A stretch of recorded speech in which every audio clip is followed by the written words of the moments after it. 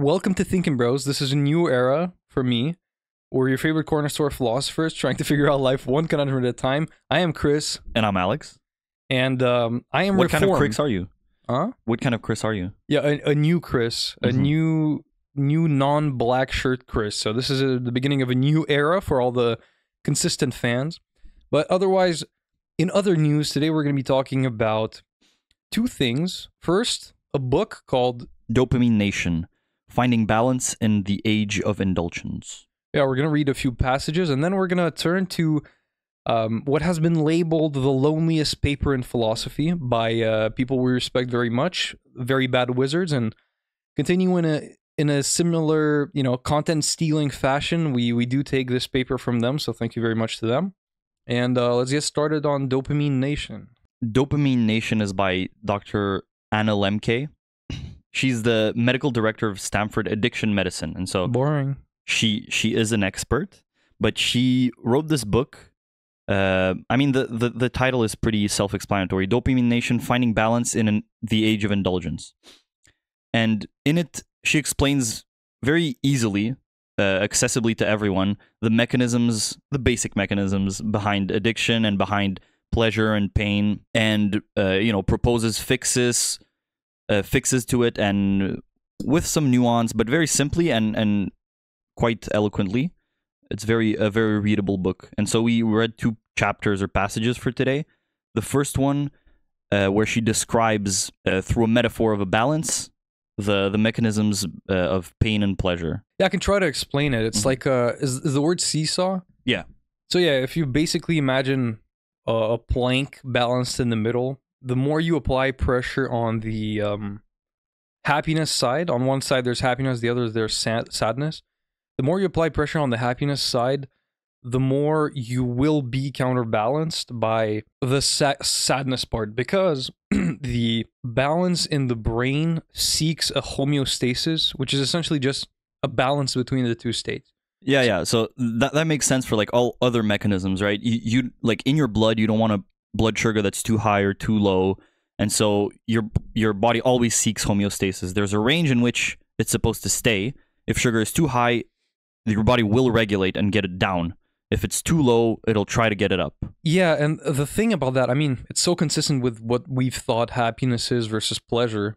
And it's essentially, if you use a substance or a certain activity that will have exhibit the patterns of an addiction, with time, the sadness part will be counterbalanced so much that you will need to stack up. The metaphor used in the book is small like happiness and sadness goblins and gremlins. Yeah, gremlins, and you will need more and more happiness, right? Of course, this happens for drug addiction, but it also happens for any normal things.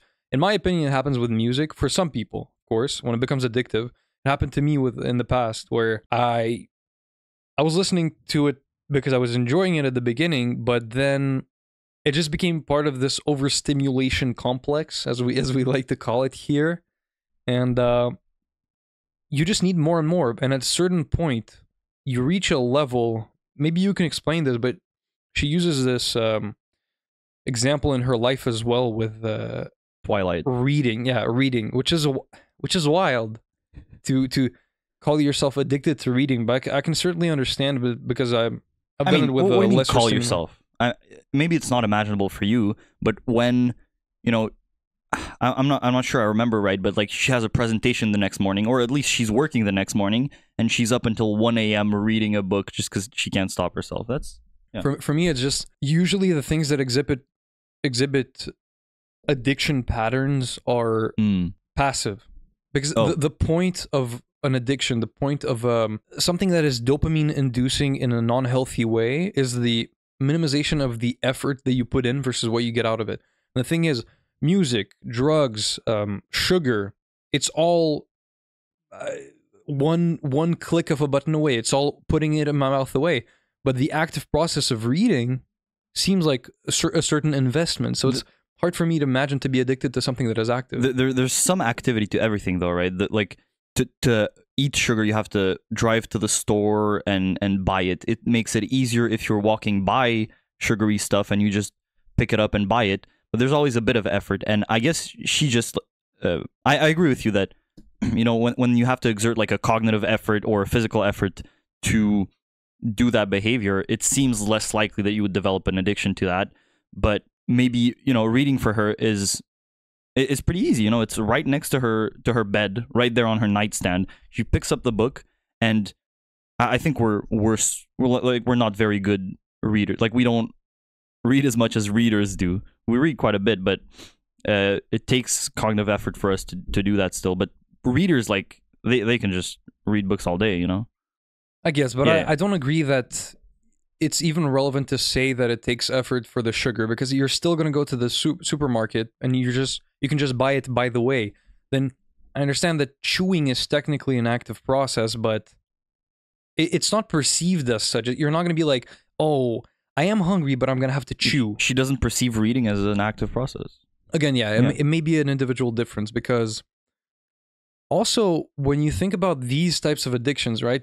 Some people are addicted to the gym or something like that. And sure, that can lead to injury and everything, but it seems to be on a different level than absolutely passive things. Because if you look at the worst of the worst, right? The most, opioids, blah, blah, blah, it's extremely minimal effort, right? You put the pill in your mouth and then you get hours of payout for that. The same thing with music, right? One click, and then you're suddenly stimulated. You're not bored anymore. You're happier, whatever effect you want to get, nostalgic. And I feel like it would act differently a little bit. If you're addicted to the gym or to reading, you're at least harnessing a certain skill while you're doing it. So anyway, perhaps dopamine-wise, it's nuances, something. and I think we'll talk a bit later about it when we talk about the second part. But just I'm not sure how clearly we put it. So there's the seesaw, and you put very stimulating things on the pleasure side so that the seesaw is completely tipped to the pleasure side. Then your body's homeostatic activities put pain gremlins, I think she calls them, on the pain side to get it level. That's the goal, always to get it level. The problem comes when you don't. Well, first of all, as you mentioned, the problem comes if you keep doing this. It's going to keep putting more pain gremlins, and it's going to get heavier and heavier, and you'll need more and more pleasure to counterbalance it.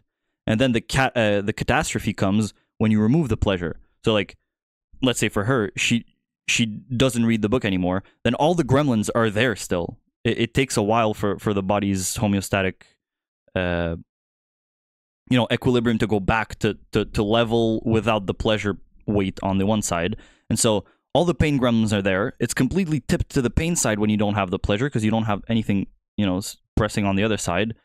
And so that's when the problem comes. The worst thing about this is that it's inevitable. Anything that enters a addiction pattern, it will inevitably end up with the overstimulated happiness side, and therefore an unbearable sadness side that you will have to face the rebalancing of. And as soon as if you have this information in your hands, as soon as you perceive something that, okay, last time it took me this stimulation to get this amount of happiness, right? 1 point of happiness, whatever that means. This time it takes 1.5, 150% that stimulation for the same happiness, right? Oh, I listened to a song and made me happy. Oh, now I need to re-listen to it, and it has to be louder on volume to make me feel the same thing. Whoops, I've entered an addiction pattern. And the thing with that is that if you know this mechanism, you will have to infinitely ramp it up. In the moment, it's easy to say, oh, it's just right now I'm feeling like 2, right? This is always what I felt. Before the gym, especially, when I relied on music for energy, I always used to tell myself, well, tomorrow I'll sleep better. I just need this right now. I need someone to shout in my ear. And of course, tomorrow I need it at more volume. It's always like that.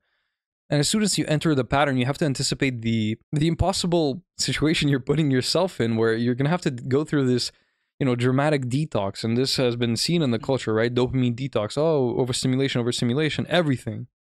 From food, anything like natural, things that in the past weren't even associated with overstimulation, such as music. I've explained the mechanism through which I think now it's more of a part of this overstimulation complex. But again, you can balance stuff. So I think the main takeaway here is the end goal of anything that enters an addiction pattern is always they will have to do a dramatic detox where the sadness side will be extremely weighty, right? At the beginning, yeah.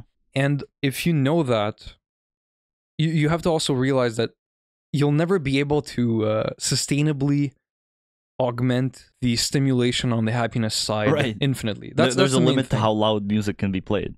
Exactly. Or yeah, and of course, in second part, she tells you about this complete desensitization, right?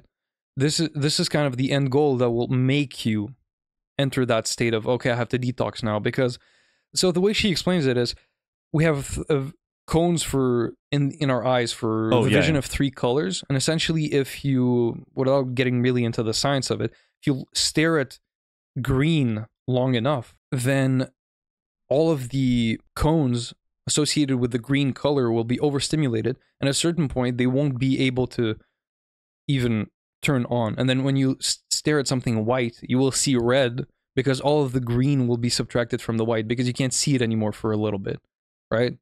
That's kind of it. Yeah. And that's, I mean, this is science.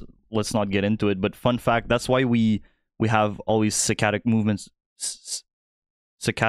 of the eyes, is because if we stare at one spot and don't stop, then the same cones are hit by the same light.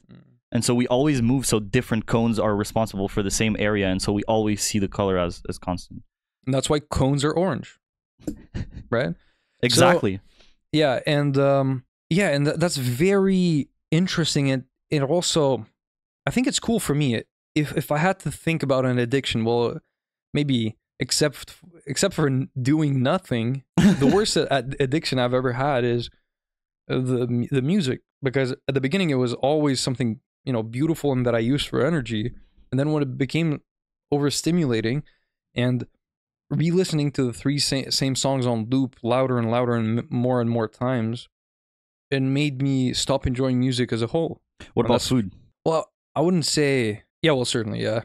It's just not as marking, just because maybe it was a few months of a phase, but music's like, I also feel like it's more obvious, right? With food, it's you know, it's widespread. Like, people have weight problems, but no one talks about music problems. Yeah, I just think it's it definitely plays a back seat because it can never be the leading problem. Because if you enter an overstimulating lifestyle, music will always be kind of like a tertiary problem. You'll always, you know, be struggling with the weight part, or even drugs, right? There are more important actors at play, but when we talk about detox, I do think that if you don't have a healthy relationship with music, I think it's a necessary factor to consider. Now, yeah, also doing nothing, right? I did feel a crippling boredom doing nothing after a while, because in the beginning it feels good. No, you know what? The gaming addiction as well. Mm-hmm. Same thing, right? You wake up, you're like, oh, well, I don't know how to do anything else, but I'm certainly not going to enjoy it, but I have to do this. Like, what else am I going to do in my day, right? I feel like gaming addiction, though, like for us, stopped not because of like active efforts, it's just changes in lifestyle, right? I feel like after a certain point, it became less and less enjoyable just because like we felt like crap playing games. You're saying we, but you have to understand that it persisted for me for a year or two more than you. So, as for you, you were never like a marathon. Oh no, that's marathon true, yeah. of gaming type of guy either. I was always like, oh, let's do 10 hours right now. I think I'm less addiction prone than you too, but I don't think I'm addiction prone. I think I'm comfort prone. Which again, like, right. Real addictions, I've always, you know, strayed away with. Well, real addictions with physiological repercussions, I would say. But I'm more like, oh, I'm getting good at this game, therefore I will only do this for the rest of my life. So in a way that it can also play as a benefit for me, because if I find something I get better at and it's in my comfort zone that is actually useful to society. But anyway, that's for another time. Yeah, but, so the first sort of counterpoint she makes, I guess, is that, you know, your body, as it did bring pain gremlins on the side of pain when you had too much pleasure, it can remove those pain gremlins if you remove the pleasure, and your body realizes that you don't need them anymore. And so she talks about, in one passage, she talks about how humans were made for a much more deprived environment. That's the thing. Right now, if you're listening to this podcast, in all likelihood, all your physiological needs are met. Most of your other needs are met, and you're just too comfortable. Like, the body is not made to be this comfortable. You're supposed to see a lion and panic because you could die right now, and then pick berries, and that's your pleasure. Unless you're on a library desktop computer, then living in the hardship. I'm sorry. Library desktop computers are no. And I guess that brings us to the second part, is where she brings up the possibility of pressing on the pain side. And so, just as you can press on the pleasure side of the balance, and your body's homeostatic response is to put pain gremlins, you can press on the pain side yourself, and your body will be forced to put pleasure gremlins to bring you up to the pleasure side. So when you stop the painful stimulus, your default level, I guess now, or not default because it'll go back eventually, but your long-term level, at least for a bit, is pleasure. And in fact, the way your body is going to compensate through naturally produced endorphins is the pleasure side. Whereas what you're doing in the other side of the equation is tricking your body through stimulation you're not supposed to have access to, right? Processed sugar. Oh, here's this thing that I'm supposed to have in a very scarce and limited quantities from eating natural things like an apple. An apple is supposed to be rewarding, right? 22 grams of sugar, and then a bunch of fiber, a bunch of other things too. Exactly. Then you're taking this Coca-Cola, 50 grams of sugar, drink it in what? I don't know, the span of a class. Yeah, a short hour and a half class. Short an hour and a half class. And then you're getting, triple the pleasure. Pepsi diet, actually.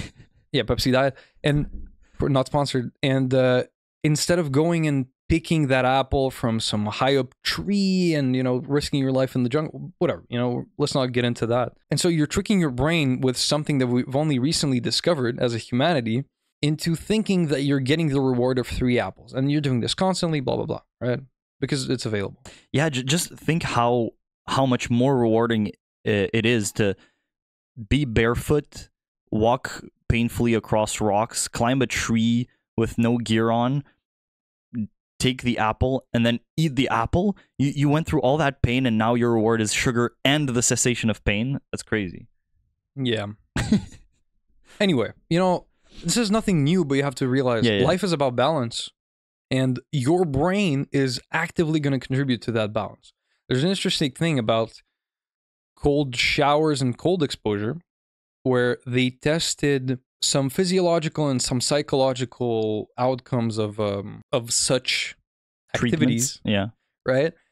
And if you, in your mind, while it was happening, you were telling yourself, this is good for me. You had a positive outlook on it, okay? This is good for me. I am choosing, specifically. I forgot the study, unfortunately, but I am choosing to be here because this will be good for me. You actually had the positive outcomes. If you're thinking, I want to get out, you're stressed and everything, it didn't have the same positive outcomes, which is, obviously, I always say this, therapy is just about reframing the way you see stimuli, right? Usually if you're an anxious person, you're going to want to see neutral stimuli as neutral, and you're going to want to stop seeing them as this person doesn't like me. Imagine they have an overtime shift and they don't answer you for 4 hours because they're at work. You're going to interpret it as, oh, they don't like me, right? In any case, you have to do the same about stimuli in the world. Where I'm going with this is, in the second part, she tells you about how if you choose to experience pain, such as cold showers, what else? Gym. The gym, right? Things it's very noxious, right? Like, for your body, all your cells are hot, and it's anyway. Yeah. Yeah. Like, why would I be putting myself in a state where I can barely catch my breath? And you're ripping your muscles. Yeah, you're ripping your muscles. But obviously, it has countless good effects on health, fitness. Well, yeah, fitness, musculature. So, but I before I read that, I didn't even think about like, oh yeah, right. I'm just actively sitting there and tearing my muscles, right? So if you are to do this and induce pain in your life in a smart way, right? Because the point of pain physiologically is to tell your brain, okay, something is wrong right now. You have to address this problem. But if your reason tells you, oh, this is not damaging my body, right? You're not spraining an ankle, you're tearing your biceps because you want them to become stronger. This is very different. And this is where you can overrule the stimulus that your body is telling you that is noxious and simply interpret it better. I told this story in my blog the other day, but I was once stretching and it was really painful and I wanted to stop. And then I was in this Marcus Aurelius Stoic stuff. And I reminded myself, wait, the pain is a signal that something is wrong. I know nothing is wrong. This is just muscle stretching pain, although it's quite intense. I just have to reframe it. Like, I answered to my brain, hey, I know you think something is wrong, but it's not. Look. And I could continue. The pain was lesser. So I reframed the pain in the moment. This is my randomized control study. Oh, okay. Trials. So yeah, inducing pain. And this is, I mean, nothing new, right? David Goggins, who we've talked about extensively in the past episodes, has always been preaching this. Now, I also think, obviously, you have to do this in a smart way. Like, for understanding this mechanism can also tell you about, even if you do this purely for the sake of feeling pain, but you frame it in a good way, you're going to get the pleasure from it. But I like to do it in a useful way, right? Like, David Goggins is going to go out and do an ultra marathon for like 2 days, 3 days. You can intensely work out in the gym for 55 minutes, right? And that is not only going to contribute to your muscle, but also to the happiness and sadness balance in your brain. Chosen sadness is good sadness, but you can also amplify it with making the things that is making you sad or suffer through hardship actually useful. This is what I like to preach, because as we've discovered, yes, chosen sadness for its own sake can be beneficial. Why do you say sadness though? Well, because that's the words that are used specifically in this metaphor in the book. Happiness versus sadness. Pain. Oh, pain? Okay, my bad. So pain. Right, my bad. So yeah, cold showers, physiologically good, reduces inflammation, plus very hard, therefore you'll get the endorphins after. And this is not artificial. That's the thing. Like, we don't have, in this overstimulation society, we don't have mechanisms that systematically induce discomfort, so you then get your brain's natural response in endorphins and happiness. That's the one thing we don't have. So this is actually a good way to acquire happiness. Oh, like you take like a drug and it makes you be in pain and then endorphins respond? Yeah, it gives you a tummy ache to the, like, after for 3 hours you're gonna feel good. So that's the one thing we don't have. I'm pretty happy with that. Yeah, but just one last thing. I'm not sure if you read this far, because I read a bit more.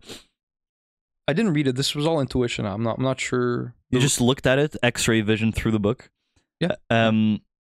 She talks about a patient of hers that started, cold showers, and then from cold showers, sort of the addiction mechanism started, and from cold showers he went to longer cold showers, into a cold bath in his just in his bath, and then he needed to buy ice, and then after he bought ice and put it in, he bought a dedicated tub that he could put cooling coils in, and he could cool. Then it was even colder, and a layer of ice formed, and he had to break it every time he went in, and went colder and colder. And also, the water, when you're in a cold bath that's next to your skin, begins to warm, but it sort of stays there, I think. So you get colder if the water circulates. So he bought like things to make the water circulate. So you can go pretty far in that direction too. So I wanted to hear your thoughts about that. And but she ends on a positive note though, because this patient made it a social thing. He made like cold bath parties where he and his family, he did it with his kids, and he invited his neighbors, and like they did it all together and induced positive effects, which I think, like, even though it sounds so much like an addiction, the patient himself was like, oh, now that I'm saying this sounds like an addiction. But I feel like it just doesn't get out of hand like the other thing does, right? You know, I didn't even think about this, but if we go back to the kind of experience helmet episode of Black Mirror, which we may have referenced in the past, where you could put a helmet on someone and put the same one on yourself, and you would experience exactly what they physically experience.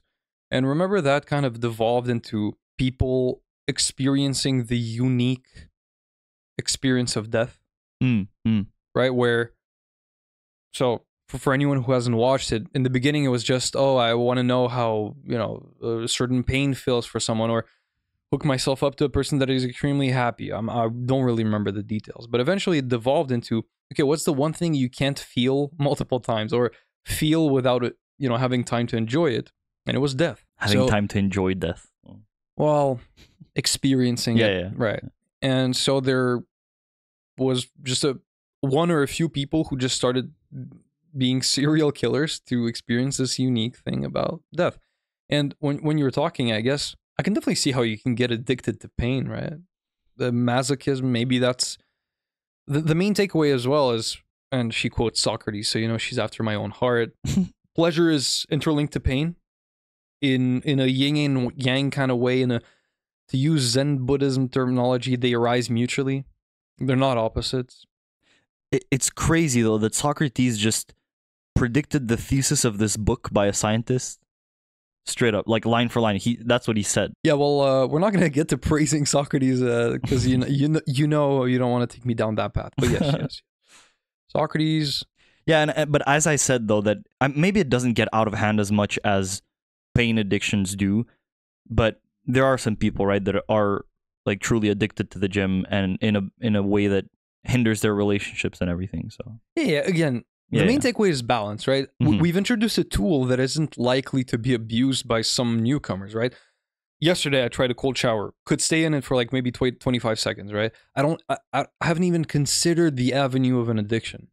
That's the truth. But yes, it's a great reminder that balance is extremely important, because it's definitely harder to get addicted, yeah.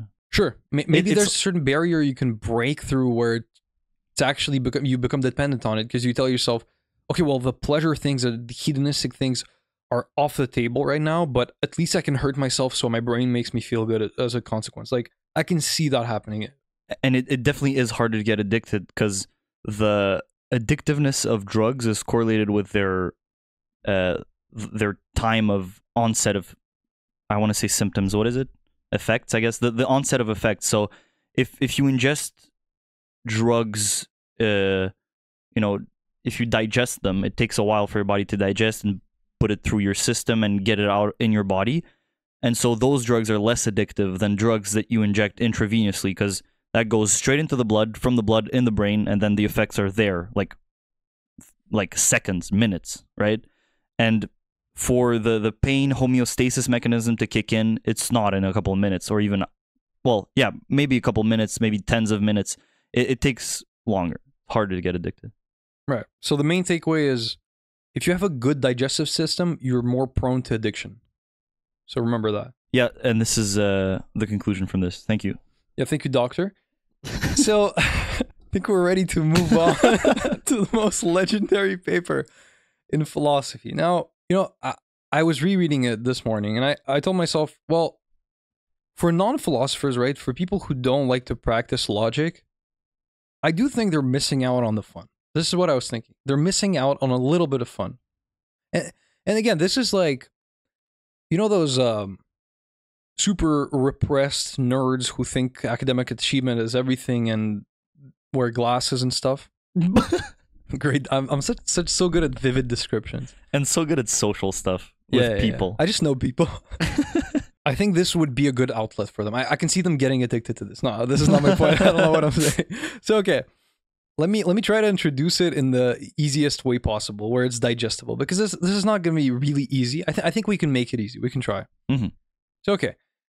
Neil Sinhababu writes a paper that responds to a thing called modal realism. Now, I've mentioned this before. I didn't know I was a modal realist, but essentially it's any possibility of any world that can exist that you can think of, where, well, I mean, you don't even, yeah, that is possible to think of actually exists, right? So this is like a multiverse theory of an infinity of worlds. What do they say? They say pluriverse, right? Yeah. That if it can be imagined, it exists. We're probably misrepresenting it a little bit, but this is the gist of it. Now, Neil responds to this theory in a very fun way where he takes the consideration of falling in love and being in a relationship with a possible, what he calls a possible girl from another universe that is possible, but obviously not the one we are living in. And some believe that this is a reductio ad absurdum of the modal realism argument. But I think it's more intricate than that. I think it's merely a fun exploration of what it would mean, and it doesn't in any way hurt the modal realism argument. I don't think it does. He ends with a discussion of like the implications of it, right? But let's get to it. Yeah. Yeah, sure, okay. So, well, first of all, what's the name of the paper? So the name of the paper is Possible Girls. Okay, let me read his introduction of modal realism. David Lewis famously holds that reality consists not only of our own universe, but also of countless other universes as real as our own. According to Lewis' modal realism, every possible way that a universe could be is instantiated by one of these possible worlds. Okay, so it's kind of a multiverse theory, pretty basic, whatever. Now, what Neil is after is not only finding a girl that exists in these possible worlds, but he's also very committed and diligent, but also falling in love with this girl, ensuring that she falls in love with him, entering a pretty intricate relationship where they, in a way, interact, not causally, but interact, and he even ends up cheating on her in a way. So this is really fun. Okay.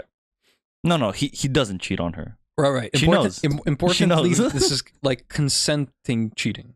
Okay. So he starts like this. Okay. This is what makes me think that this guy's pretty smart.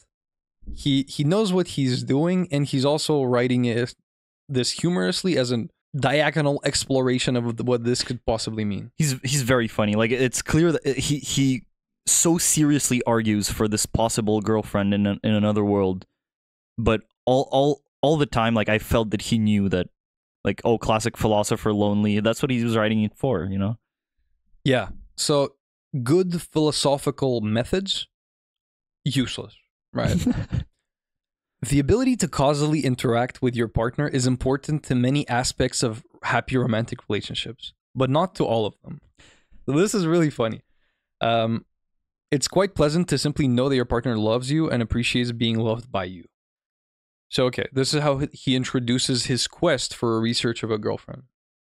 I think that's my main problem also with it. Like, I take it seriously. Like, listen, I don't think I believe in modal realism. I don't know what believing in modal realism even is, but if we commit to modal realism, these worlds exist. My problem with the multiverse relationship with a person from another universe is the interaction, because I feel like, you know, it takes a lot more to be in a relationship with someone than what he gets here.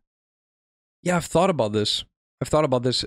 The Very Bad Wizards talks about a catfish relationship where a person from Indonesia is a man in his basement, and he kind of catfishes you into thinking that you're in love with some woman from Indonesia that you've never met, right? Like a pen pal. I've always felt like those relationships are sort of pathological. Well, I mean, I don't mean specifically like catfish over the internet. Obviously, that's pathological, but like an over obsession with a person you've never interacted with physically, like you haven't been in the presence of. I don't like that. Like, I don't see that as a relationship. Well, that's interesting. I do think mere emotional attachment can be a viable form of a relationship. Also, you know, long distance relationships. Well, then of course there's the causal interaction. But just to address what you were saying, yeah, do you need a confirmation that they exist through the establishment of a relationship when you can physically interact, and then it turns into a long distance relationship?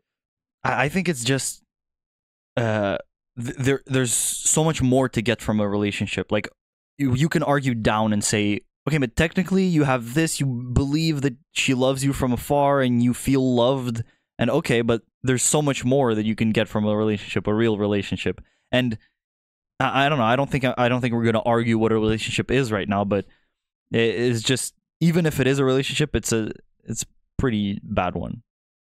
I mean, yeah, I wouldn't opt for this kind of. Yeah.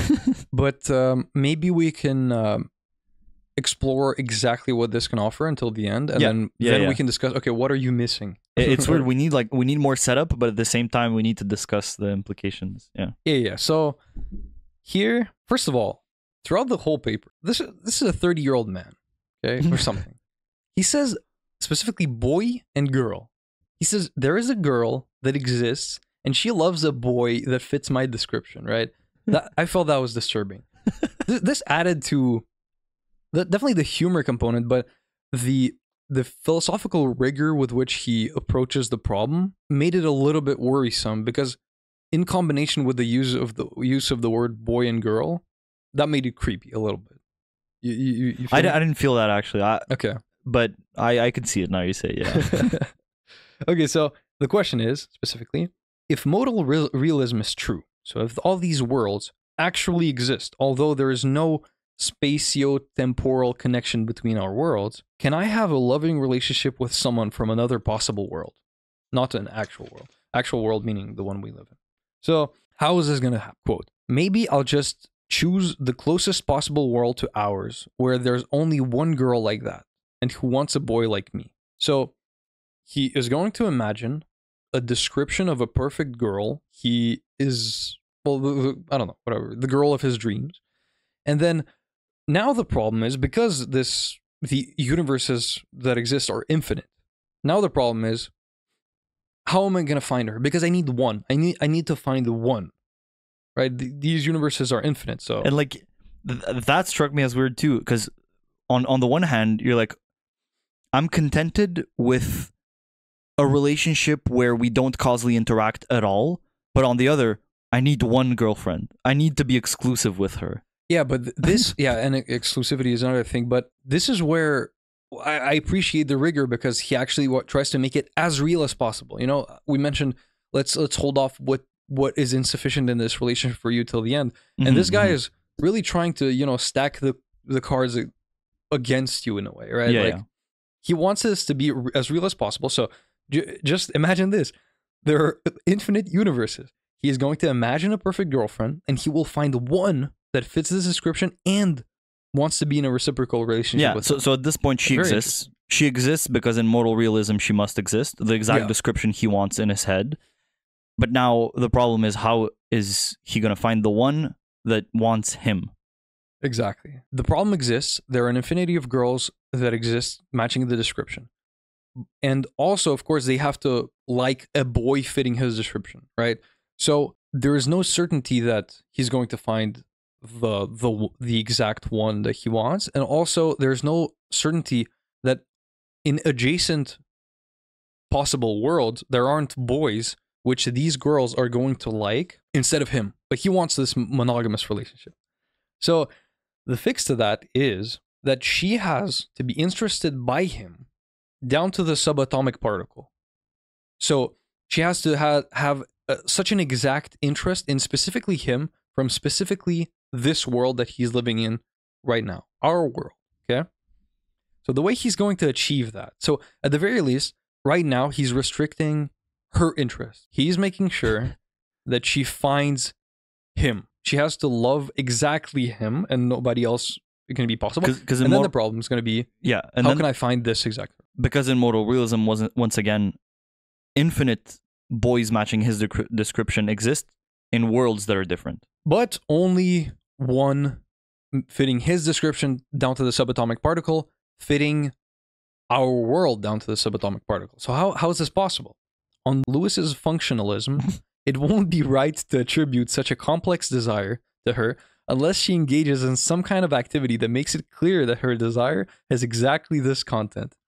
So what he's gonna do is he's gonna make the daily occupation of this girl to sing about every characteristic that composes him and this world. So all she does is all day she just sings about every particle that composes him. Okay? She's immortal. Yeah, now, this is insufficient because 100 years wouldn't be enough to narrow down the infinity of the worlds to exactly him. So she must be immortal as well. And it's at this point, like, it's so funny how seriously he takes this. She's immortal, but she's also eternally beautiful. Eternally young and beautiful. Perhaps she's immortal with eternally youthful beauty, spending each day singing out every fact about my world that differs from hers. So already we've entered a dystopian relationship. Like, I can't imagine anything more horrible, okay? But this guy is going to use this, hypothetically, to remedy his loneliness, essentially, right?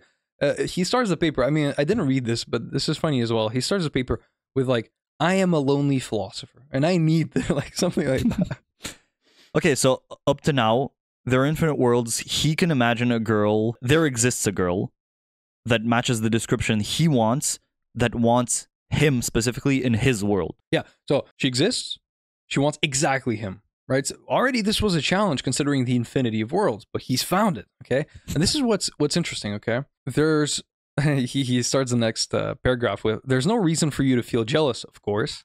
There are myriads of possible boys, girls, penguins, and talking donkeys whose affections have settled upon you. You might be depressed because no actually talking donkey exists, but you can rest assured that there's a possible donkey who is reciting a full particle-by-particle description of all the differences between our world and his.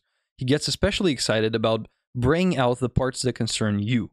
He's like, don't worry, I found this girlfriend, but you don't have to be jealous. Whatever you want, even if it's a talking donkey, he exists, right? So this can apply to you as well. And this is what's interesting to me, right? Just logically. This guy's obviously, he's got some pretty strong logical tools.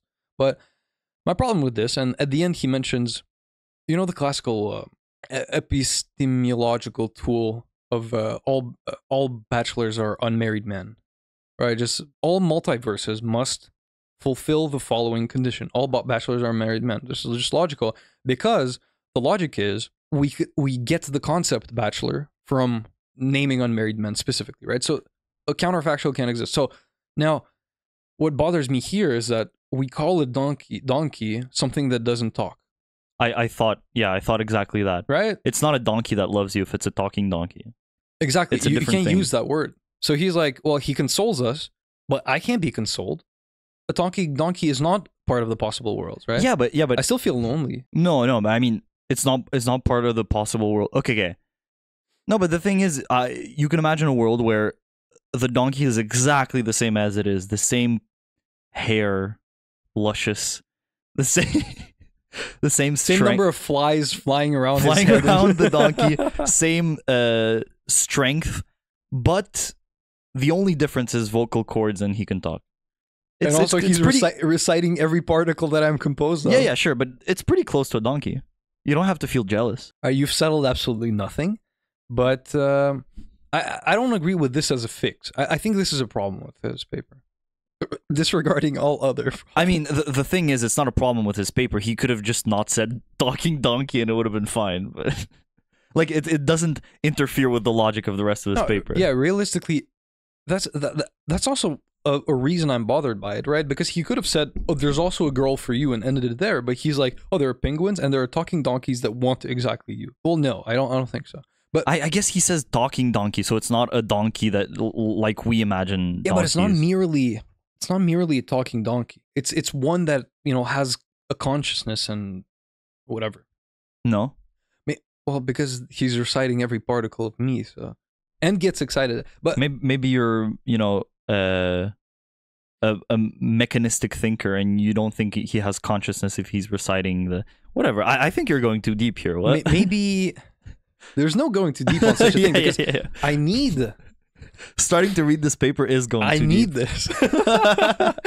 But maybe we can get to the end and I can read the quote about bachelors and we'll see if it actually clashes with this. Okay, so now there's another problem. right? If you guys, maybe in your mind it's settled and he wins you over here. But there's another problem. How does he pick exactly her out? Because considering the fact that there is an infinity of such girls, there must be a way to pick exactly one out. Not her. I don't mean her. But there are an infinity of girls matching that exact description that we've come to for now. He just needs one. Well, he doesn't just need one. He wants to stay faithful. Exactly. He's a faithful guy. Good job, Neil. So the fix to picking her out is the alphabetical stipulation. And the way I understand this, I mean, it's pretty easy. I think I thought of you for this just because I feel like you're a fan of the Library of Babel, but this is his fix. To end up with only one girl from the ring, I can stipulate that the girl I want is the one from the world that is picked out by the set of sentences that would come first in all of these sets if all of these sets were put in alphabetical order. So you take a paper, an infinite paper, you write down how you would identify every single world that such a girl exists in, and then you take the first one in alphabetical order, right? So it's as if you can have an infinity of futures in the Library of Babel and they're all written down, and you just take the first one classified in the alphabetical order. To fix the problem of infinity, you just take the first one. Isn't that he's been so non-arbitrary for now? He's been deciding everything. Isn't it arbitrary to pick out from the infinite amount of number of girls this one just alphabetically? I don't think it's arbitrary just because they're all the same girl. The problem here is just that he needs one. He doesn't believe in a soulmate.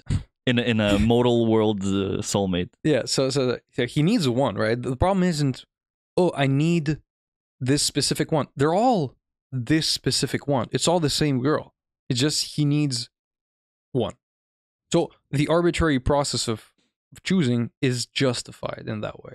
Just because it's arbitrary is usually when there are multiple options at hand, but this is like the same option in infinity of times. Okay, so all good. That's fixed for you. And the problem there was that those girls that do that exist in an infinite amount of worlds that are different, right? But since there are infinite amount of worlds, he still wants to pick one, and he just picks the world that matches the description. Yeah. Yeah. Now, this is not a perfect process, right? He even limits himself. He uses the prefrontal cortex to inhibit his desires, because now he enters the realm of impossible girls. And he says, well, some might ask, why don't I go for impossible girls? And this is what he says. Impossible girls have some appealing features. In an impossible girl's world, it can be true and false that she kissed me. In any possible girl's world, and in my world, it is merely false that she kissed me. So funny. So he then says, I must leave girls of whom everything is true and false to boys with less conventional tastes than mine. That's because in the realm of impossible worlds, the girl will and will not have tentacles, right? And will not have hair growing out of her teeth, you know, stuff like that. Yeah, and that's just not his cup of tea, which I guess is reasonable. Doesn't he specify then that within the possibilities of the impossible girls, you can restrict the breaking of the rule of non-contradiction? So basically the fact that something can be true and not true to just the fact that she kissed him. They kissed, right? Only that they kissed can be true and not true at the same time, while other things have to be true or false. Yeah, I don't know how clear that was to the listener. But you understand? I understand, yeah. But our job isn't to understand each other, because then we'd just be babbling. No reference to the Library of Babel. Oh, trademark. But essentially, he says under paraconsistent logic, because nothing is logical. You can just choose that a person who has and doesn't have tentacles doesn't have tentacles. Is that what you're trying to say? Not really. I guess you can choose. No. What I'm saying is the illusion that he specifies and tries to break is that within impossible worlds, everything has to be true and not true at the same time. So his possible girl is also a man at the same time. She is and she isn't a girl. Other things like that. But he says we can restrict the true and false status of in that world to just them having kissed. So, okay, in those impossible girls, one of them has the attribute that she did and did not kiss him, but all other things are either true or false. So he can state positively that she fits the description he wants her to have, and only break the rule of non-contradiction for the kissing part. So she did and did not kiss him. Right. So, okay, yeah, that's probably a really good analysis. But this is just a small, like, by the way, defense of Impossible Girls, right? Like, he doesn't need this. He doesn't need this, yeah. Okay, well, yeah, so he leaves Impossible Girls for people with less conventional tastes than his. And here's more justification for why he's doing this. Prevailing attitudes towards actual and possible people differ mainly because of the prevailing opinion that actual people are the only real people. Prevailing? He's like, many believe that... So, you know, of course. When I read this, I'm like, okay, well, I'm not interested in entering a relationship with a possible girl. But in relationships where you are less causally connected, it's interesting to think how little you can restrict the actuality of some people with whom you may be in love. So Tamler in Very Bad Wizards mentions that he fell in love with a character from Brothers Karamazov, right? You can fall in love with a movie character, which not only doesn't exist, but also, ultimately doesn't exist, but also can't be aware of your states or can't have a consciousness at all. And, you know, to a lesser degree, maybe catfishing or falling in love with someone overseas that you've never met, which may be even like a real person, and you've causally interacted with them. But how little does it take to fall in love? How little could it possibly take? So I think that's interesting.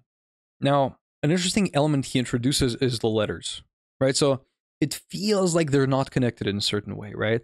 But because he's free to add any factor he wants to this possible girl, you want to explain it? Yeah.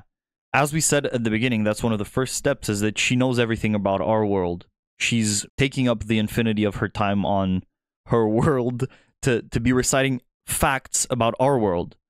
We need her to know all the facts about our world and recite them one after the other.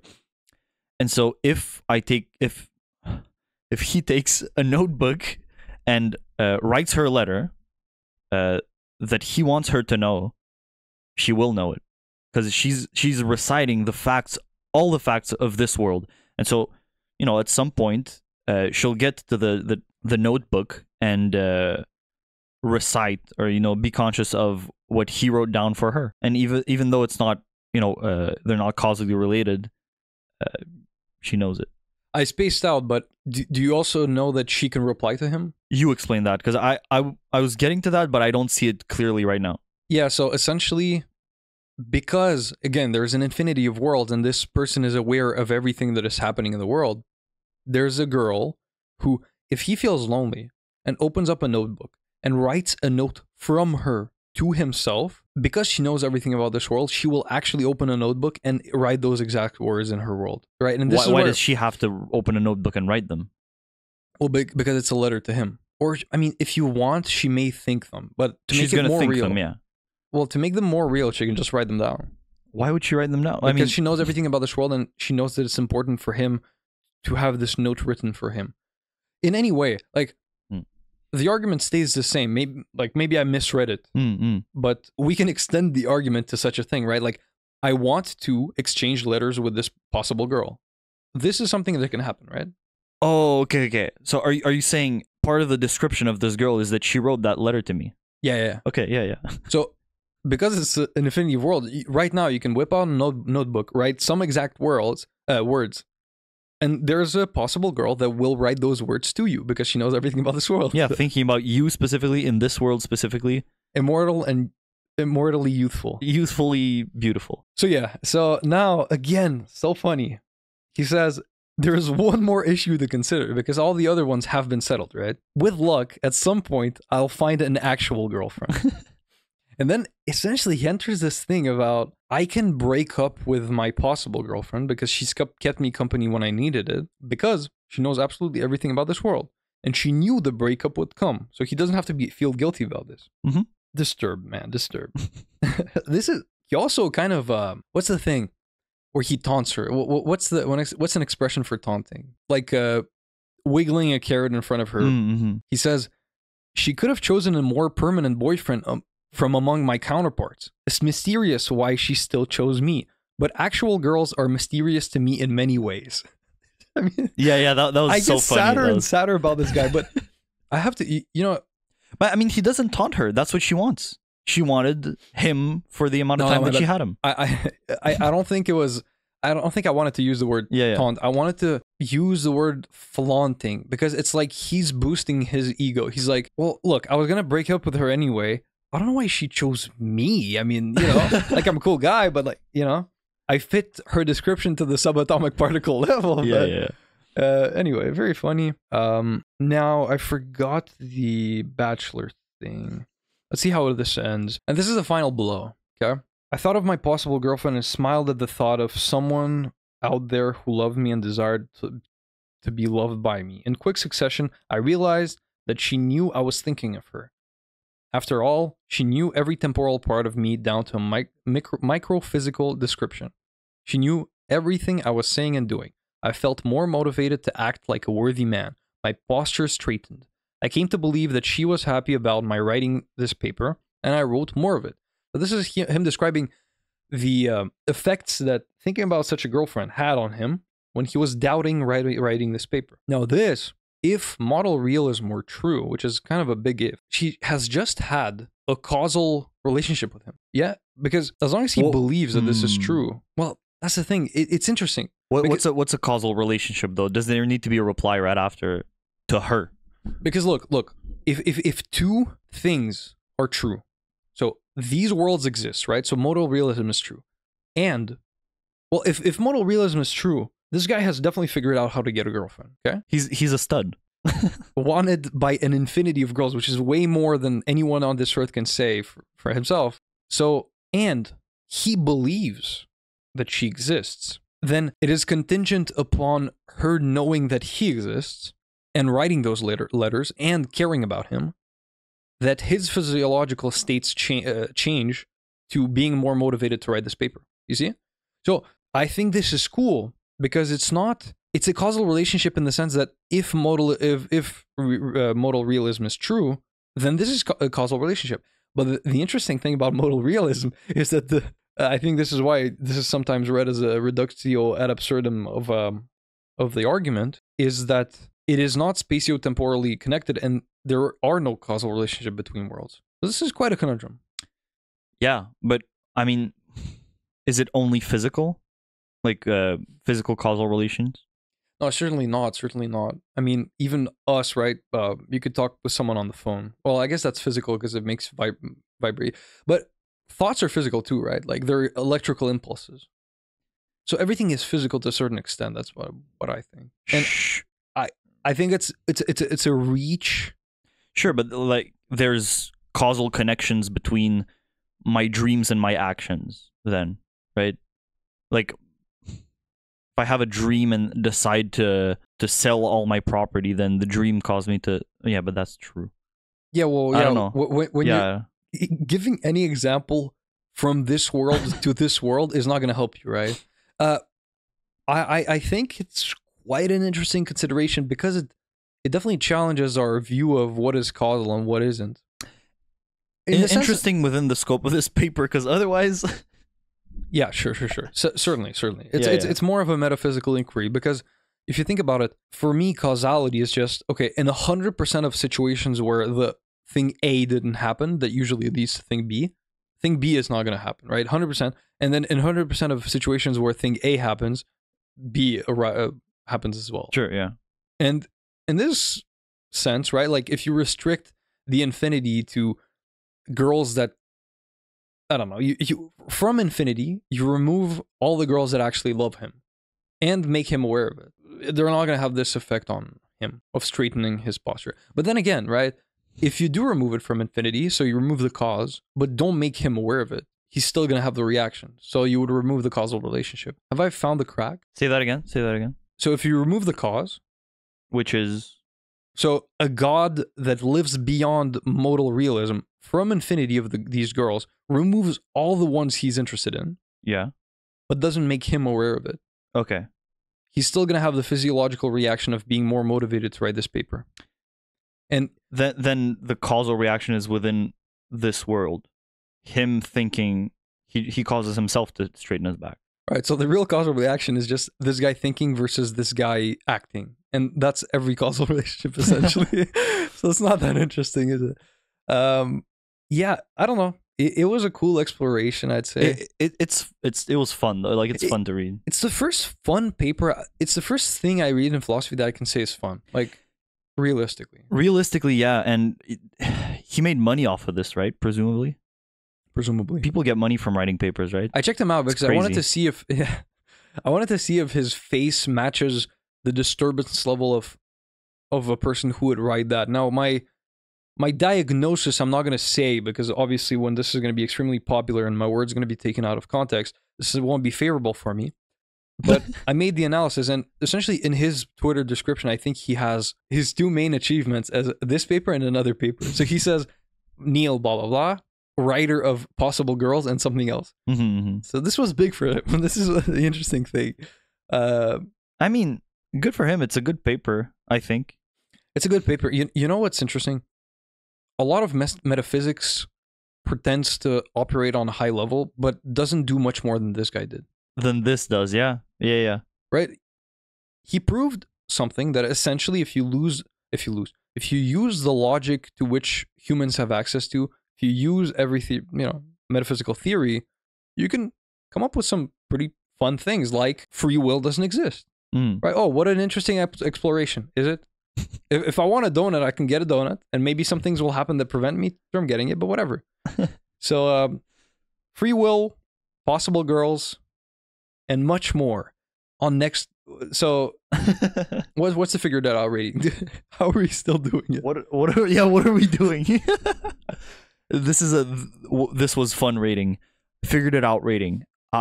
Dude, I think 10, if 9 or 10. Yeah, I want to say 10 because Dopamine was straightforward, and this guy, you know what, 9, yeah, because I feel like there's some parts we don't like exactly nail down. Certainly, I think I didn't get to the bachelor part. I think the talking donkey and all bachelors necessarily being unmarried men. That's because of it is by definition that. What was your problem? And donkeys as well. My problem is that bachelors being unmarried men. It's a new thing. It's a talking donkey. Right. So the thing you use to describe it is a talking donkey. Exactly. So it's not a donkey that loves you. It's in that possible world a talking donkey that loves you. I'd still stick with a 9.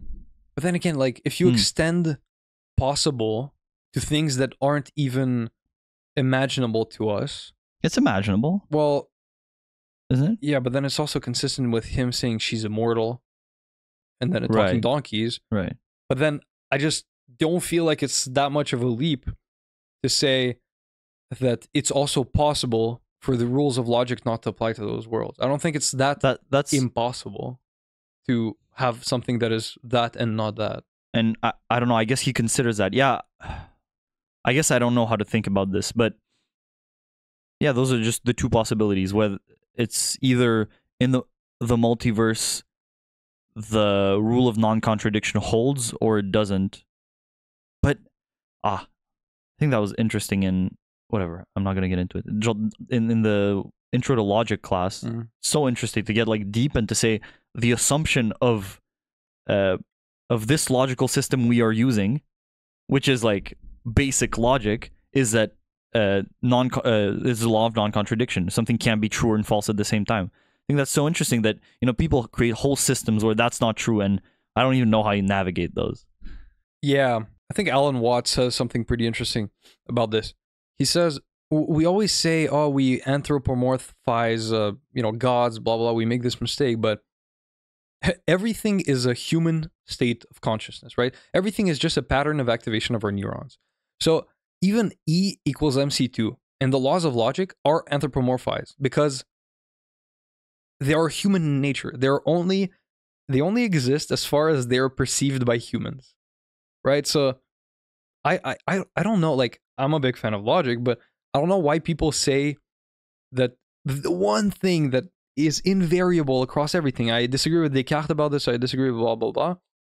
is logic, right? Like in dreams, it is true that twice 2 makes 4, right? The one, I don't know, they hold this to a higher standard, and something having tentacles and not having tentacles is somehow much more unimaginable than someone who's immortal. It is. Just think about it. Like I can imagine clearly a person that's immortal that just never dies. Okay, I can imagine it. No, but like I But don't know. imagine no, but imagine in your head, like, okay, I can. While I was reading the paper, right, I imagined a eternally youthful girl. I can imagine that.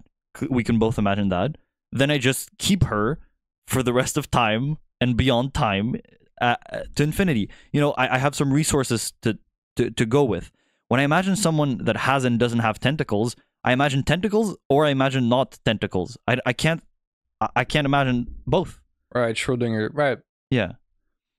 Yeah. I mean, Yeah, I'm yeah. not gonna, just like pile on to my own argument and just say no, I don't see the distinction. I definitely see the distinction. It's just it just doesn't feel like, okay, humans can't imagine the fourth dimension. Therefore, there's something different about the fourth than there is about 1, 2, and 3.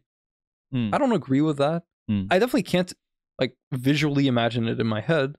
Mathematicians probably can, like abstract mathematicians. Anyway, we never usually do this, right? Go talk after the rating. How dare we? How dare we? So thank you for listening. Visit us at thinkybros.com or contact us at thinkybros@gmail.com if you want to leave some thoughts or all thoughts, whatever. And we'll see you next week. See ya. See ya.